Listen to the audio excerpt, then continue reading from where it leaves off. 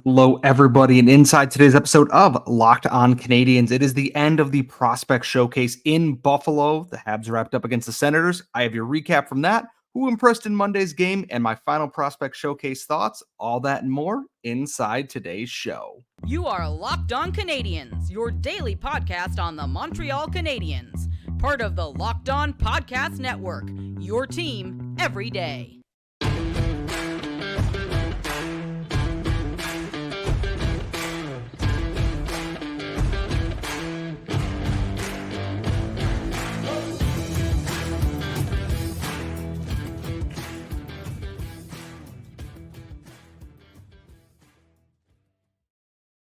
Hello, everybody, and welcome to the latest episode of Locked On Canadiens. We are, of course, part of the Locked On Podcast Network, where you get your team every single day of the week, wherever you get your daily podcast, Google, Apple, Spotify, or if you're watching this on YouTube in video format as well. Please make sure you're subscribed to 3,000 subscribers. And we know that I like to apparently just torture myself with horrible, disgusting food options here.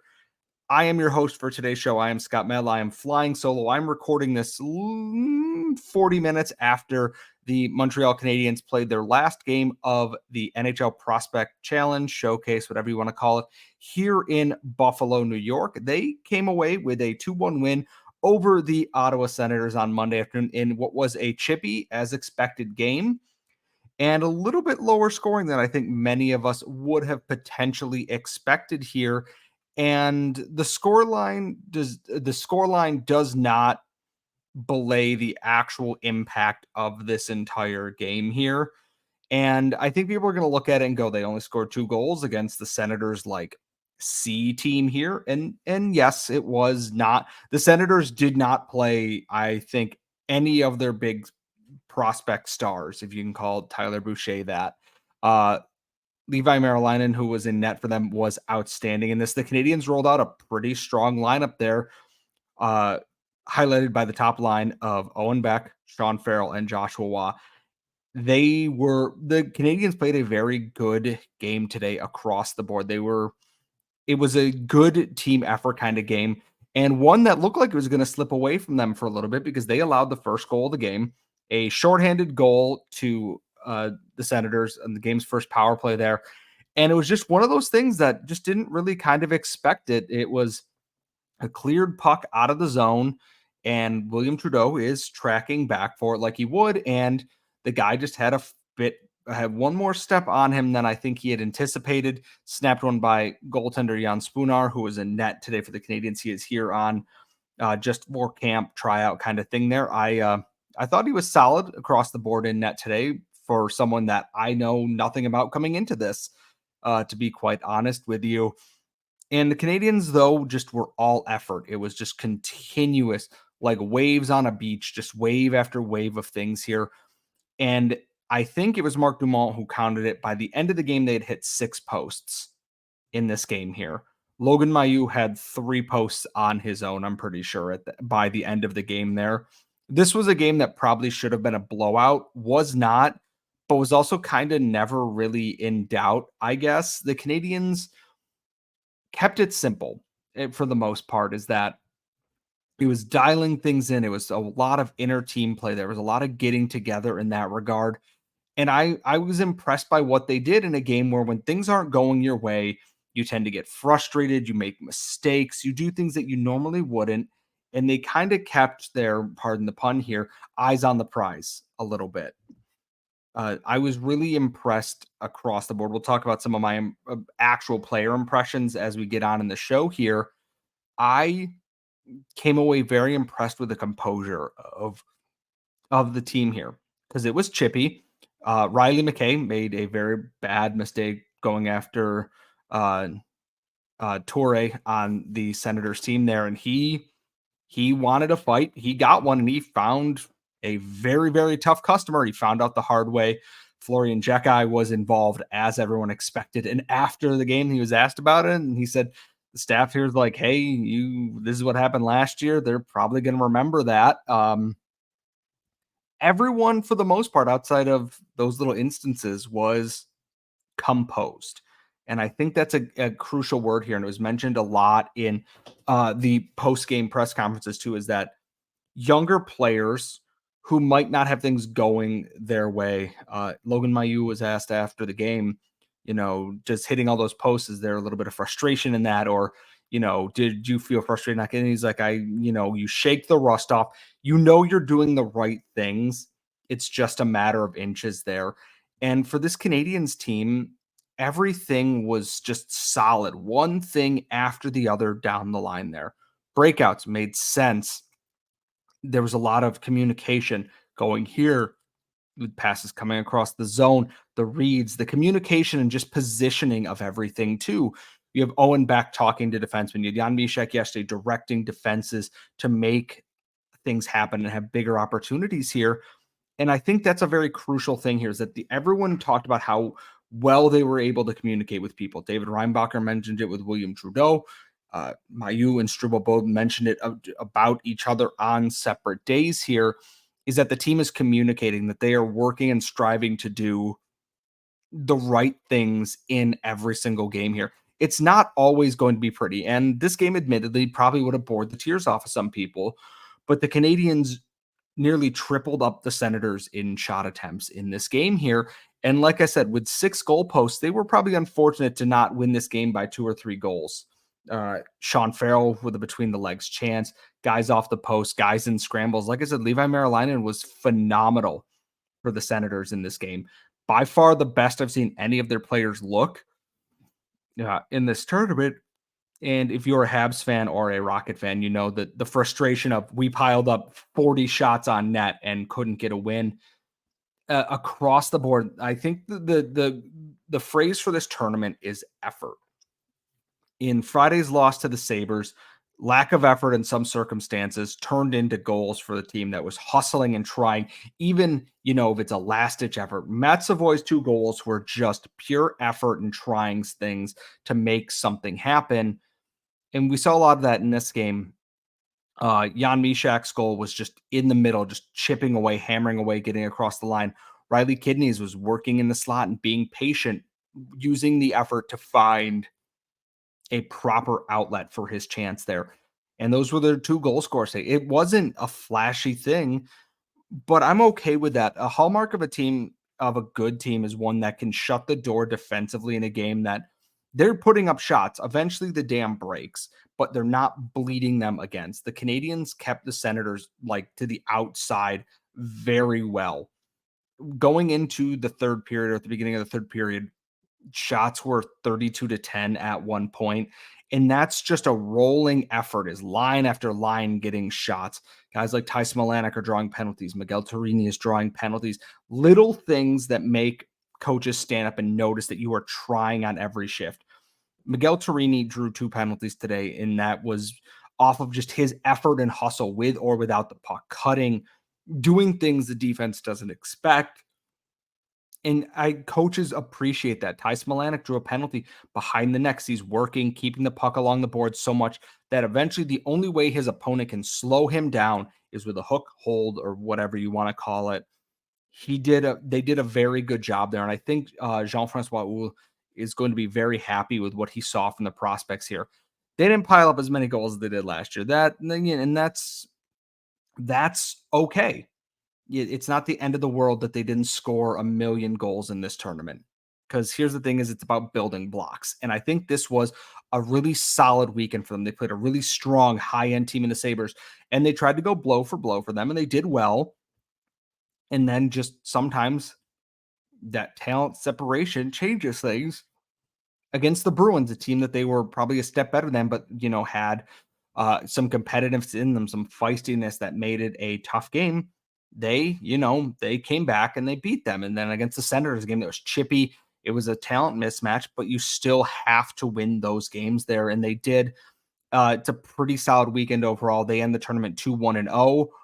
The Sabres play their final game tonight against the Pittsburgh Penguins. I don't know who's going to finish this tournament with the best record. As of right now, just based on goal scoring totals and everything else, it might be the Sabres. If they win tonight, they're 3-0 clear, having won the prospect showcase. The Canadiens might have a chance if Pittsburgh keeps it close, but Pittsburgh also blew out Ottawa yesterday, so it's up in the air. It's not a big deal at the end of the day. We're going to talk more about who impressed me directly coming up in our next segment. But first, I got to tell you about our friends over at FanDuel. It is the best time to get into betting with FanDuel during the NFL season because they are America's #1 sportsbook. And because right now, new customers get $200 in bonus bets guaranteed when you place a $5 bet right now. That's $200 in bonus bets, win or lose on that $5 bet. And if you're thinking about joining FanDuel, it's safe, secure, super easy to use, and you get paid out immediately when you bet on things like the spread, player props, over-unders, and more. So visit FanDuel.com/lockedon and kick off the NFL season. FanDuel, the official sportsbook partner of the NFL and us here at Locked On. And remember to please always gamble responsibly whenever you bet on sports, regardless of what that sport is. We are back here at Locked On Canadiens. I am your host, Scott Matla, as always. Laura has the day off on this one. I am riding solo on this right after the Habs' last game of the Prospect Showcase. And we're going to talk about who impressed in the game on Monday here, because it was the first chance I got to get a better seat to sit middle ice to watch all 100 feet of action here, 200 feet of action, whatever you want to call it here. And I got to say, I was impressed across the board with a lot of efforts here. And the first one I got to start with is people ask me who has been the best defenseman in this showcase so far for the Canadiens. Everyone wants to know about David Reinbacher, and we will get to him, I think, probably in the last segment there, because I have a lot to expand on from what I've seen from him. But if you're holding some kind of implement to my head, and I'm not going to say what it is because I don't want to get demonetized on this channel, is I'm picking one of William Trudeau or Jayden Struble in this tournament. I thought William Trudeau looked phenomenal in this. There were some mistakes, there were some errors, which is okay. He impressed so much here last year. He ended up with an entry-level deal coming out of it, or the captaincy for 2 games in this tournament here. He looks like he's gained such a step in terms of speed and pace that he covers a lot of ground very quickly. And what he's added to his game is, I was talking with David St. Louis, who asked me my thoughts on him, that he was a very vanilla defenseman in the QMJHL.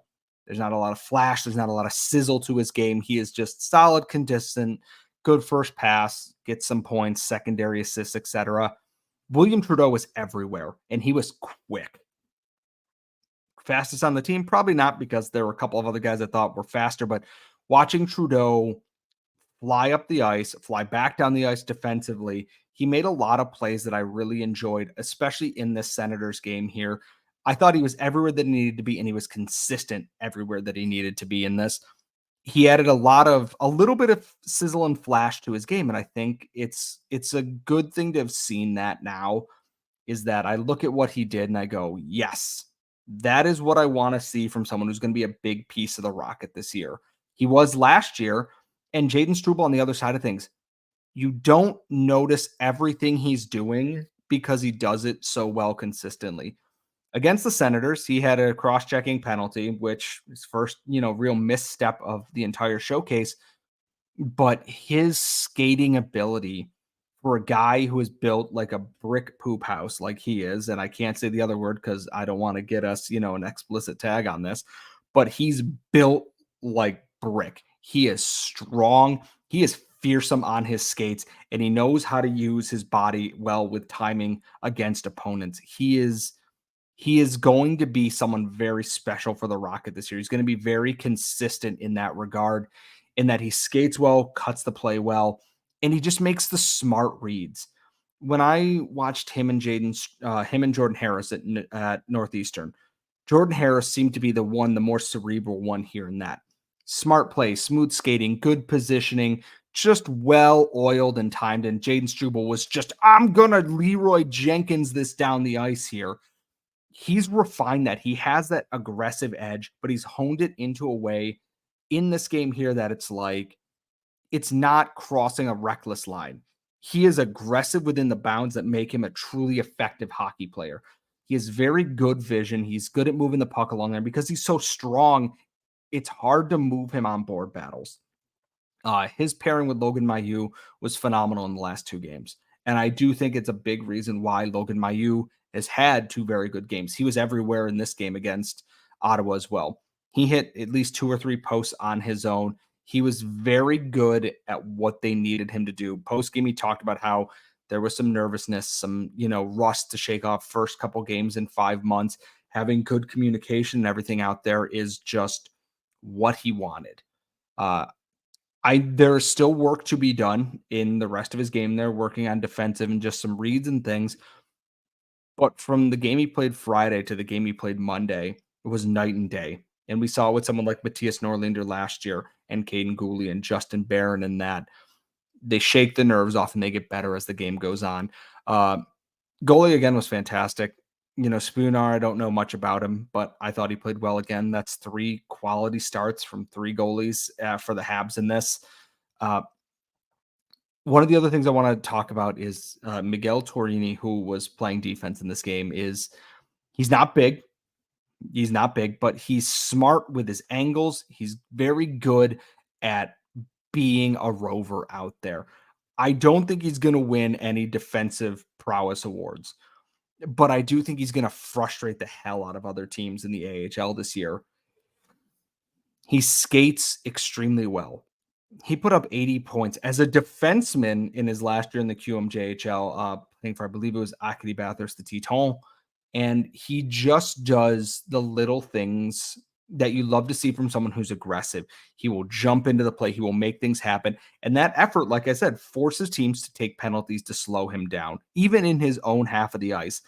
And I think that's a really impressive thing. The defense really, even with a couple of tryout guys in there, AHL, ECHL guys, really impressed me across the board in this. And on Monday, the final bit of the team that impressed me, Philip Machar was phenomenal. He was unlucky to not have any real points in this tournament, but watching him a little bit closer, he's got it going on up here between the ears, is that he makes plays that you're not expecting. And he was sitting back. They'd go into the zone. They'd have 2 forwards deep, defenseman, one closer up to the left-hand side, one sitting back at the point. And then Machar put himself right on the blue line and then would get the puck and then just dart between people there. His stick handling, his ability to work on edges is just incredible. It's everything you could be asking for in a player of his skill caliber there.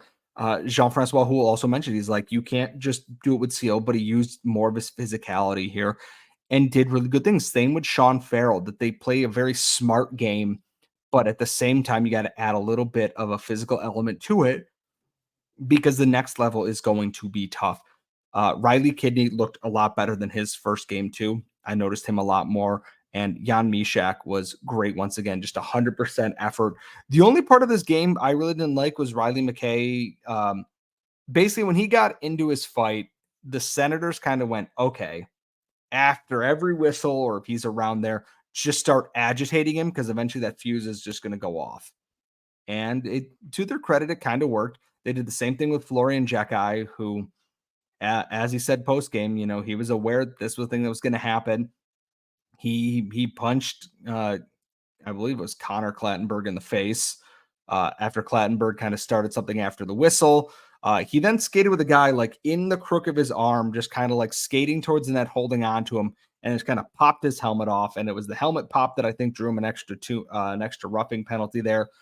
They wanted a piece of him. To his credit, he mostly kept himself under control here.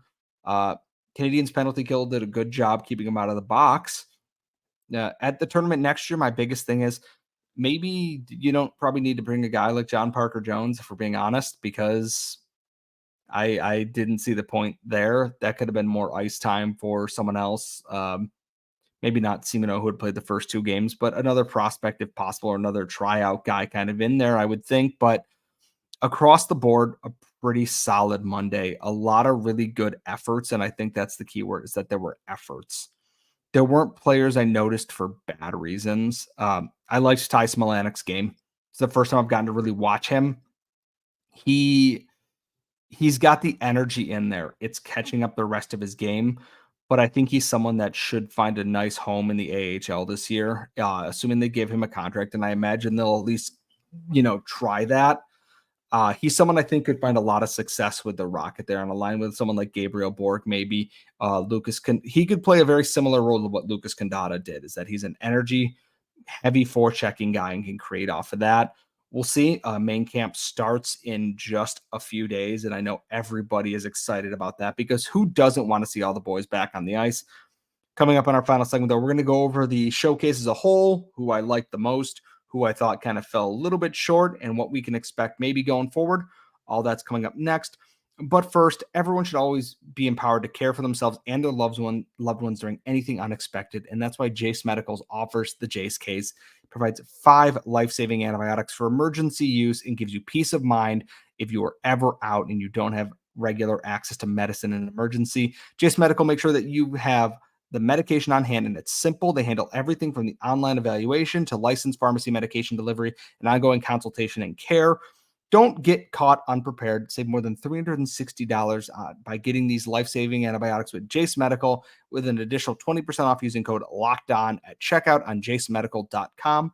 That is JASE medical.com. Promo code locked on. And please remember to always consult a licensed physician before treating yourself for anything at all.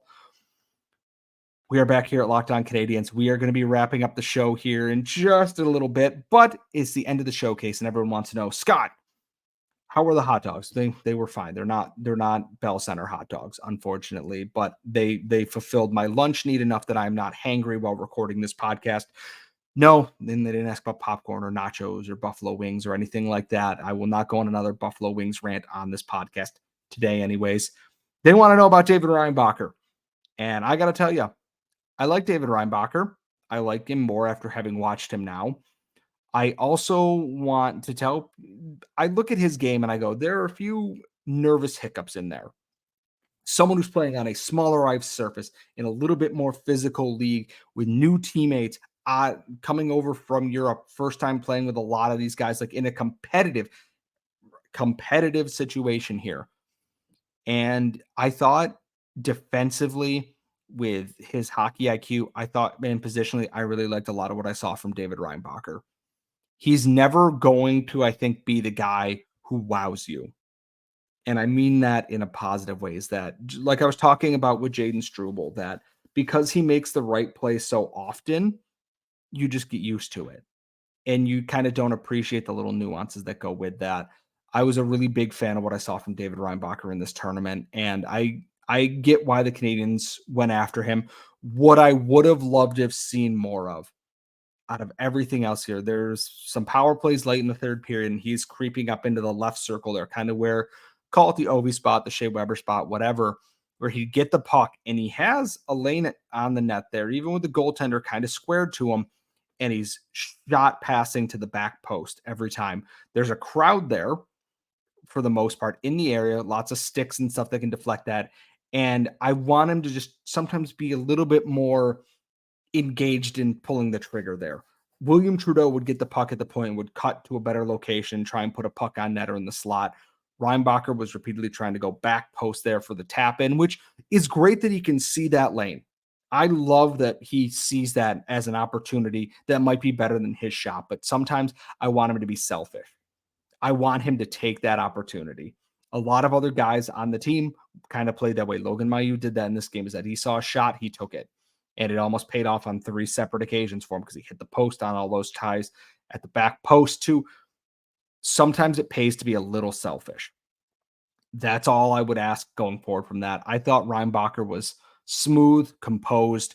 I think there's a player there, and in his post game talking about how he'd never actually seen a hockey fight in person before until today. And he's this, very pure young child. I do think that him going back to the Swiss League is a good thing this year. I think he's got a very great base to build on, a phenomenal base of defensive wealth and knowledge to build on. Find some of that confidence in your offensive game, because I know it's in there. I know that you have that confidence within yourself, and I know that you can do that. And I'm going to be really interested. I think they'll give him a game or two in the NHL preseason here and then let him go back. Maybe it might depend. They might ask him, do you want to stay? Do you want to go after camp? I think that they should give him a nice looking camp there. He's someone that I'd be really interested to see with some of these guys here. But I was impressed by David Reinbacher overall. Maybe not as much as I was with William Trudeau, who I talked about in the last segment there. He was next level in this showcase there. His speed, his physicality, his reads, everything were a step up from where they were last year. And I thought he was very good in this showcase last year. And that also goes for Jan Mysak. Jan Mysak was a guy who really needed a strong camp here. He lost a year to COVID. He lost part of last year to injuries before that. His effort was off the charts. His skating looks so much better than it has before. He looks a lot quicker on the step. He is hustling after everything, and he's acting like a leader out there among the prospects, which is a great thing to see. He's a sneaky pick to have a really strong season with the Rocket this year, in that he might come on like a Joel Teasdale type, kind of quiet, a couple of goals here or there, and then all of a sudden he's just constantly filling the net on the score sheet there. And with the effort he had, I wouldn't be upset with that. I thought he's been very good in this tournament overall. Miguel Torini's in the same spot. I talked about him, that I think he's going to be a fun addition for Laval. It's hard to find someone I really didn't like. I do think that next year probably don't need to bring the McKay and the Parker Jones types to this tournament. I hate that there will be fights in rookie tournaments. I know the Canadiens gotten one themselves, and I hate that it's a thing because it's about prospects. I would probably, leave that to the side there. I think there are some guys on this team that can more than handle themselves. Mailloux's not known to turn down a fight. Florian Xhekaj will probably not turn down a fight there. They got feisty guys who can stick up for themselves. That was a thing. We saw a lot of them that if other teams put their hands untowardly towards a Habs player, they were there to protect them. Joshua Owen Beck, Sean Farrell. I really like them across the board. I mean, I know Waz the only one who ended up on the score sheet, I believe. Unless Beck got an assist on one of the other. Nope, that was a Waz assist, so never mind. But smart, very smart players. Farrell and Waugh together in the AHL is going to be a lot of fun this year, especially on the power play. I think they're going to find a lot of symmetry and chemistry there. I'm looking for the word synergy, not even symmetry. So my apologies on that one. And the goaltenders were good.